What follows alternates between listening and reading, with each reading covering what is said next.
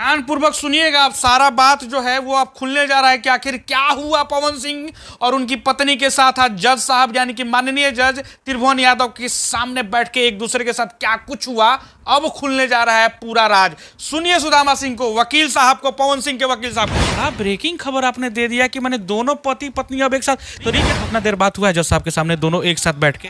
करीब 35 मिनट, आधे घंटे से ज्यादा समय एक साथ गुजारा है आज उन लोगों ने एक साथ। बहुत लंबा चौड़ा बातचीत हो गया। कुछ पहले उनकी वाइफ निकली, फिर पवन सिंह निकले। पवन सिंह निकले, पहले उनकी वाइफ निकली थी। हाँ, पवन सिंह से मेरी बात हुई।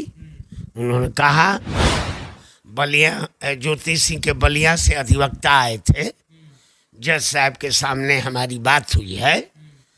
और उन्होंने बोल दिया, जज साहब बोल दिया।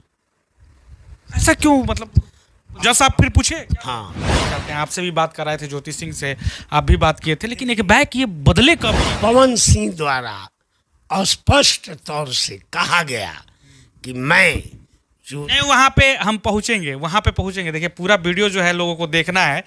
पवन सिंह ने क्या कहा ये सस्पेंस रहेगा लास्ट तक। पावर स्टार और सुपर स्टार पवन सिंह, जिनके गाने देश ही नहीं पूरे विदेश में बजते हैं और डंका बजता है पवन सिंह का, लेकिन उनकी पत्नी के साथ विवाद हुआ और तलाक प्रकरण जिस तरीके से हो रहा है हमारी नजर है, क्योंकि कई सारे लोग जानते हैं कि आखिर उनके सुपर स्टार के साथ आखिर ऐसा क्यों हो रहा है, आखिर वो ऐसा क्यों कर रहे हैं।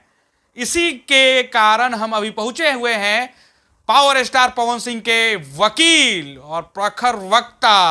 आज क्या हुआ? पवन सिंह पहुंचे थे कोर्ट में, उनकी वाइफ भी पहुंची थी कोर्ट में, ज्योति सिंह।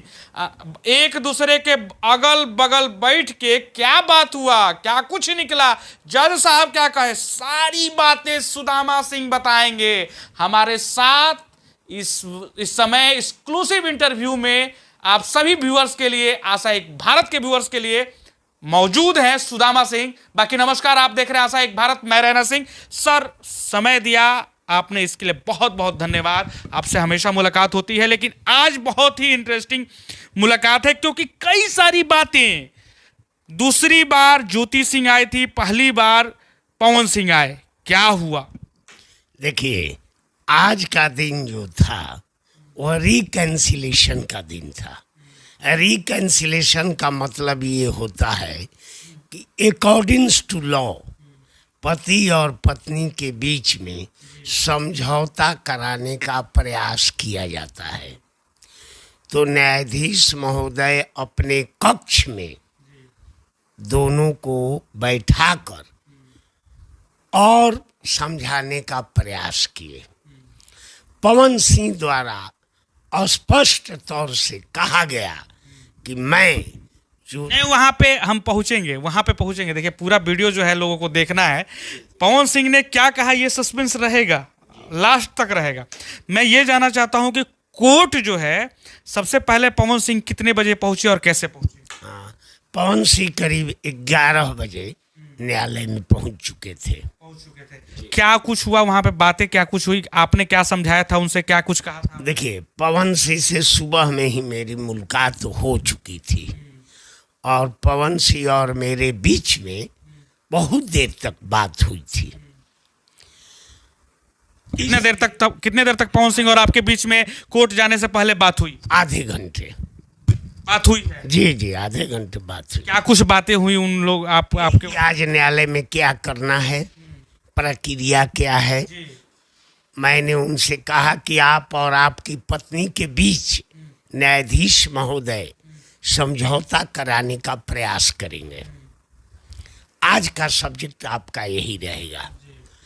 वो 11 बजे न्यायालय में पहुंचे, काफी लोगों की भीड़ थी।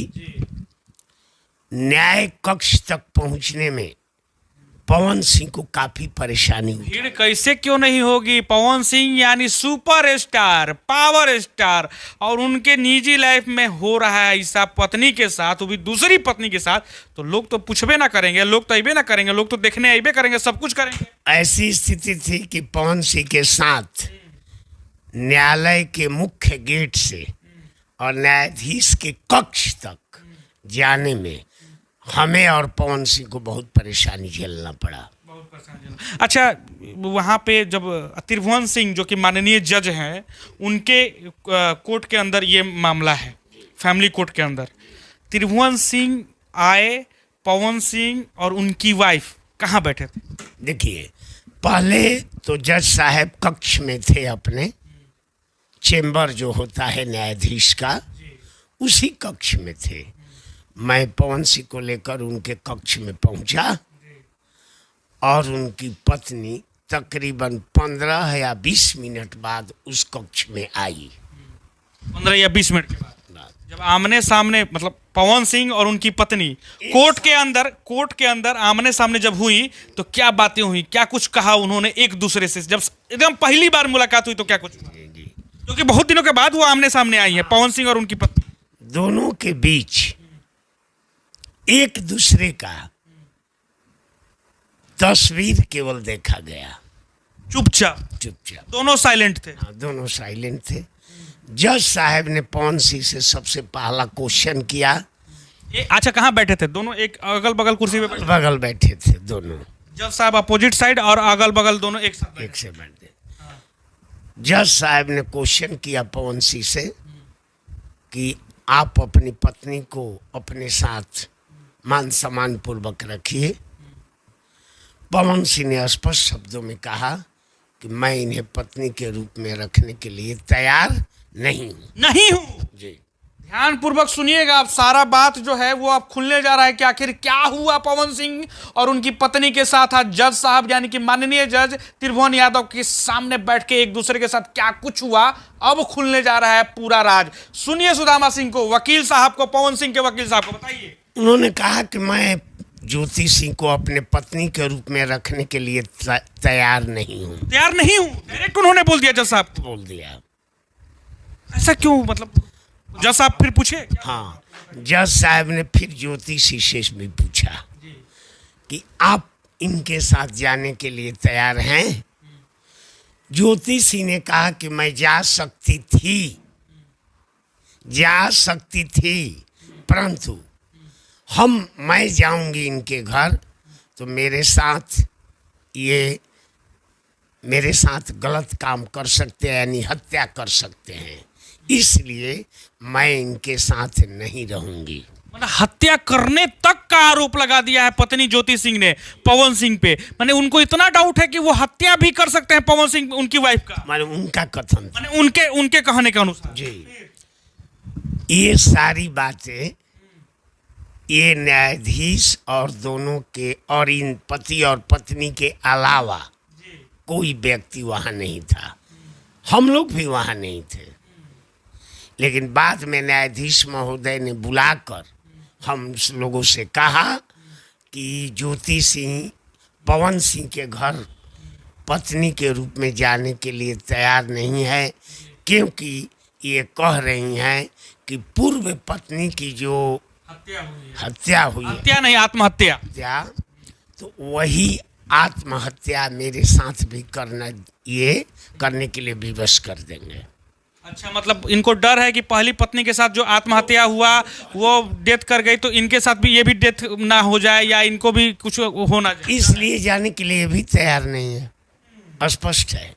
तो दोनों पति पत्नी एक दूसरे के साथ रहने के लिए तैयार नहीं है। बस ये बहुत बड़ा ब्रेकिंग खबर आपने दे दिया कि मैंने दोनों पति पत्नी अब एक साथ, तो रिकैंसिलेशन कैंसिल हो गया। हाँ, अब जज साहब ने कहा कि जब अगर आप दोनों एक साथ नहीं रह रहे हैं तो आपस में बैठकर आप लोग कुछ प्रतिष्ठित व्यक्ति के नेतृत्व में आप लोग वन टाइम सेटलमेंट कर लीजिए। वन टाइम सेटलमेंट का मतलब होता है एक बार उन्हें जीवन के लिए कुछ दे दिया जाए और मुकदमा समाप्त हो जाए।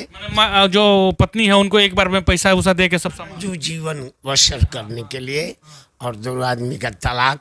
कौन बोला? जज साहब। माननीय जज साहब ने ये बात बोला कि तय करके आप लोग आइए। त्रिभुवन यादव जो है ना, ये तय करके आइए। हाँ, आपस में लोग तय करके आइए। जब एक दूसरे के साथ नहीं रहिएगा तो वन टाइम सेटलमेंट कर लीजिए एक बार, और आप लोग 21 तारीख तक 21/6 तक अगले महीने। हाँ, आपस में इस तरह का विचार कर न्यायालय को सूचित करें।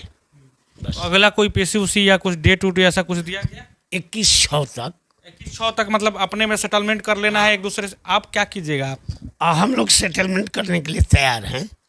हाँ, बलिया ज्योति सिंह के बलिया से अधिवक्ता आए थे, जज साहब के सामने हमारी बात हुई है और जज साहब कहे कि आप ज्योति सिंह से बात कर लीजिए, जो बलिया के अधिवक्ता थे।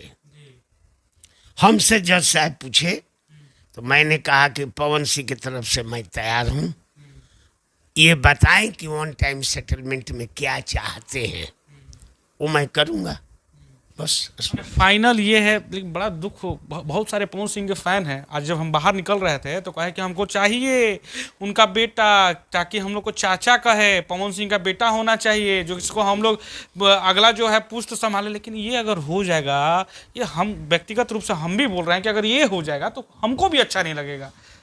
ये आखिर हो जाएगा तो फिर पवन सिंह जो कि आरा के लाल हैं, पूरे भोजपुर और पूरे देश में सुपरस्टार के नाम पे, तो और बताइए उनके साथ ऐसा अगर हो जाए तो क्यों, मतलब ज्योति सिंह भी अलग हो रही हैं, वो भी अलग हो रहे हैं। ये दोनों का विचारधारा यही है, अलग रहने का, स्पष्ट बता रहे हैं न्यायाधीश महोदय ने। कुछ नहीं हो सकता ना, अब ये लोग वन टाइम सेटलमेंट होगा। मतलब एक साथ अब कभी नहीं आ सकते हैं पवन सिंह और ज्योति सिंह? अब तो नहीं आएंगे।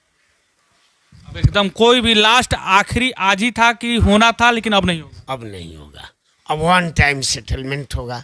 अब उनकी क्या गिरभांसेज हैं, क्या गिरभांसेज हैं, वो क्या कह रही हैं, आएगा तो उस पर विचार करके निर्णय होगा। ज्योति सिंह से आपकी बात हुई? ना, आज तो बात नहीं हुई है। आपने कुछ पूछा भी? ना, हमसे बात ही नहीं हुई। ना, पवन सिंह ज्योति सिंह से कुछ थोड़ी बहुत भी बातचीत या कुछ ऐसा? नहीं ना, वो एक दूसरे की बात आपस में चल रही थी। पवन सिंह उनकी बातें कह रहे थे। मतलब जज साहब बैठे हुए थे, अगल बगल में पवन सिंह और उनकी वाइफ बैठी हुई थी और बातें चल रही। दोनों आदमी एक दूसरे पर दोषारोपण लगा रहा है। लगभग कितना देर बात हुआ है जज साहब के सामने दोनों एक साथ बैठ के? करीब 35 मिनट। आधे घंटे से ज्यादा समय एक साथ गुजारा है आज उन लोगों ने। एक साथ बहुत लंबा चौड़ा बातचीत हो गया। एक साथ बैठकर चेम्बर में। निकलने के समय कुछ पहले उनकी वाइफ निकली, फिर पवन सिंह निकले। पवन सिंह निकले, पहले उनकी वाइफ निकली थी। हाँ, पवन सिंह से मेरी बात हुई। उन्होंने कहा कि मैं भी रखने के लिए तैयार नहीं हूँ और ज्योति से भी मेरे साथ रहने के लिए तैयार नहीं है। यही दोनों की बात हुई है। हाँ, दोषारोपण जो भी जो होना था वो तो न्यायालय के अंदर ऑटोमेटिक है। जब आपसी विवाद किसी बिंदु पर होता है तो आदमी एक दूसरे की शिकायत ही करता है। और जहाँ प्रेम हो वहाँ कहीं निंदा नहीं होती है। तो इन दोनों के बीच दुराव हो रहा है, तो ऐसी स्थिति में एक दूसरे का बात कहना धर्म हो जाता है। पवन सिंह पहले तो ऐसा नहीं किए थे ना, पहले तो वो कहते थे कि हम रहना चाहते हैं। आपसे भी बात कराए थे, ज्योति सिंह से आप भी बात किए थे, लेकिन एक बैक ये बदले कब की, मैंने अब नहीं रहना चाहते हैं हम? देखिए, पवन सिंह पहले तैयार थे और ज्योति सिंह से बहुत बार बातचीत हुई थी, लेकिन ज्योति सिंह, आपने भी बात किया था ना ज्योति सिंह से? ज्योति सिंह ने स्पष्ट कहा कि मैं उनके साथ नहीं रहूंगी। तो ऐसी स्थिति में पवन सिंह ने भी निर्णय कर लिया कि मैं भी इनके साथ नहीं। कब निर्णय किए थे ये चीज? ये जब तलाक का वोट डाले तब उसके पहले से निर्णय कर लिया? हाँ, इसके बाद तलाक डाल दिया गया। आपके पास आए थे तो ये निर्णय करके ही आपके पास आए थे कि आप मेरा केस लड़िए, हम तलाक का ये? पहले भी हमारे से बात हुई है, हमेशा बात। आज भी इस मैटर पे, इस मैटर को लेकर आज भी हम न्यायालय से आए हैं तो हमसे बात हुई है। कैसा अभी मूड मिजाज कैसा है पवन सिंह का, कैसे किस तरीके से? प्रसन्न है, जा रहे हैं, बनारस चले गए। बनारस चले गए? हाँ, कल उनका प्रोग्राम है डिहरी के नज़दीक, बहुत बड़ा भव्य प्रोग्राम है, वहाँ कल प्रोग्राम करेंगे। मैंने काम में लग गए, यहाँ हुआ फिर काम में लग गए वो? आराम से। हाँ, टेंशन उनसन कुछ थोड़ा? कोई टेंशन, उनको कोई टेंशन अभी? कोई टेंशन। चलिए, बाकी धन्यवाद, आपने समय दिया इसके लिए बहुत बहुत शुक्रिया। आपने बात किया हमसे, आगे और भी मिलेंगे आपसे, और इस प्रकरण पर जो भी कुछ होता है ताकि लोगों को जानकारी मिले। काफ़ी सारे लोग जो हैं वो चाहते हैं पवन सिंह को, इसलिए उन लोगों तक भी ये बातें पहुंचना बहुत जरूरी है। सब लोग का अरमान पूरा हो जाएगा। अगर उनके फैन की भी इच्छा होगी उसका भी अरमान पूरा होगा। आप कहाँ इशारा कर रहे हैं, हम समझ रहे हैं, उनके बेटा पे सब लोग प्रसन्न रहेंगे, इसलिए कि पवन सिंह खुद प्रसन्न रहने वाले व्यक्ति हैं। तो उनके फैन का तो एक ही कामना है कि उनका जल्द से जल्द बेटा हो, जो उन लोगों को चाचा उचा कहे, हम लोग भी घुमाए दिखाए, सब कुछ कहे। कह दीजिएगा पवन सिंह साहब भी, सब लोग कह रहा है लोग कि होना चाहिए। अच्छा, सबकी दुआ होगा तो समय बताएगा जी, है ना। चलिए, धन्यवाद। आप देख रहे थे आशा एक भारत, मैं रैना सिंह। खबर यहीं तक। सुदामा सिंह जो कि सीनियर वकील आरा सिविल कोर्ट के और पावर मशीन यानी कि पावर स्टार पवन सिंह के वकील आपके साथ एक्सक्लूसिव जुड़े हुए थे। बाकी खबर में इतना ही। जरूर आप भी बताइएगा आपको क्या कुछ लग रहा है, आप क्या चाहते हैं, क्या होना चाहिए, आखिर ये क्यों हो गया, जरूर बताइएगा अपनी राय। आपकी राय का हम भी इंतजार करेंगे, कमेंट बॉक्स खुला हुआ है, जरूर बताइएगा। खबर अगर आप फेसबुक पे देख रहे हैं तो लाइक और फॉलो कर लीजिए, यूट्यूब पे देख रहे हैं तो सब्सक्राइब करके बेल बटन जरूर दबा दीजिएगा, तभी तो सबसे पहले आपके पास इन जैसे लोग आएंगे और एक्सक्लूसिव खबर जो है पहुंचाने का हम वादा करेंगे। इंस्टाग्राम और ट्विटर पे भी हमारा चैनल आ गया है, वहां जाके फॉलो कर लीजिए। तब तक के लिए जय हिंद, जय भारत। मैं रैना सिंह, सहयोगी रवि प्रकाश के साथ, आरा भोजपुर बिहार। आपका अपना आशा एक भारत को सब्सक्राइब करिए भैया, और साथ ही साथ बेल बटन दबाना ना भूले, क्योंकि बेल बटन दबाइएगा तभी तो खबर फटाफट पाइएगा।